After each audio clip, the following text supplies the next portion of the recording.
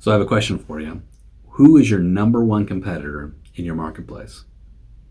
When I ask that and I'm in an audience, a live audience, I'll hear all kinds of the typical brand answers. You'll hear the brands in their marketplace, RE/MAX or Coldwell Banker, EXP, John L. Scott, Windermere, all the different ones, Christie's, Sotheby's, Compass. You can just go through the laundry list of brands in the marketplace.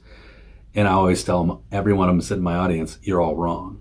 Your number one competitor in your market is Zillow. Zillow is coming to eat your breakfast, lunch, and dinner, and in a large degree they already are. Now, yes, Zillow has stumbled with their flipping operation. We all know that. But does that mean they're going away? No. If anything, we should be more terrified now than ever, because they're going to turn and focus their entire attention back to where they actually started out, which is selling leads to realtors. So they are not going away. What does this mean? When we think about this, when we say to ourselves, well, I just lost a listing to RE/MAX, or I just lost a listing to EXP, or I just lost a listing to Coldwell Banker, or whatever it is in your marketplace, you need to ask yourself, did I really lose that listing to those companies? Or did somebody go on Zillow, fill out a form, and then somebody at those brands that we're talking about bought the listing lead, and then that's how the listing arrived at their doorstep? And they're paying a 35% or 40% or 50% referral fee to those companies. You see, that means that who won the war for mind share wasn't your competitor, it was Zillow. Zillow has one goal, and they're largely succeeding in a lot of markets. Their number one goal is for consumers to think of them when the words real estate are said out loud, or you think the words real estate in your mind. You don't go to your competitors' markets' websites, you go to Zillow. That's why so many people are doing that. So how do we win the war against this $1 billion+ company out there? How do we do it? I'm gonna give you 2 ways to do it right now, and you can win every single day of the weekend. You can eat their breakfast, lunch, and dinner. There's 2 things that Zillow cannot do at scale. They cannot create relationships with human beings in your marketplace. So that's number one. The other thing is they can't create relationships with the community. They can't do that either. So your job is to create relationships with people and the community in your marketplace. Now, how do you do it? Number one, recognize your most powerful asset is your sphere of influence. All of us know, according to Columbia University, 290 people, okay?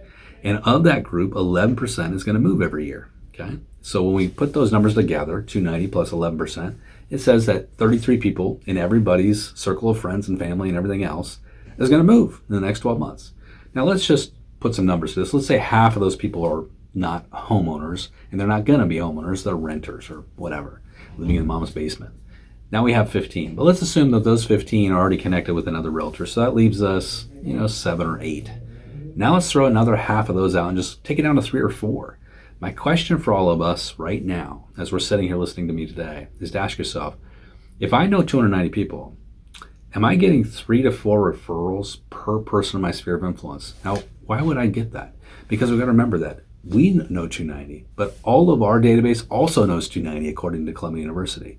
So it's not about the database that we have, it's about the database of our database sending us referrals. Every single person in our database has the power to send us 3 to 4 referrals. Now, if we haven't been getting that, what's the reason? Is it their fault or is it our fault? It's probably our fault because we're not doing a good enough job of managing our most powerful asset, which is our sphere of influence. Then let's pivot for a second. Let's talk about your community. What are you doing to promote your community and to own a leadership status in the minds of people in your community that you are truly connected with your community? Are you doing videos? Are you creating guides? Are you doing a locals kind of podcast or blog about the local market, about the local lifestyle that your area enjoys, right? That people enjoy when they're living in your market area. So think about those things as you're coming into the new year. What can I do to win this mind share war? Number one, get closer to your community. Start putting out video. Do a YouTube channel about your marketplace. Do a blog about your marketplace.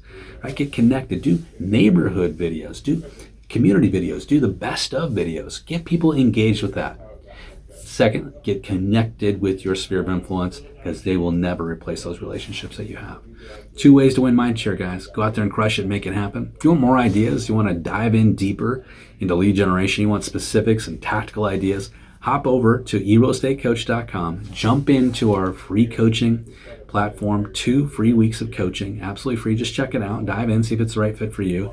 After that, it's the most affordable coaching program literally in the country. We'd love to have you check it out. Have a great day. Good selling. We'll see you right back here real soon at eRealEstateCoach.com.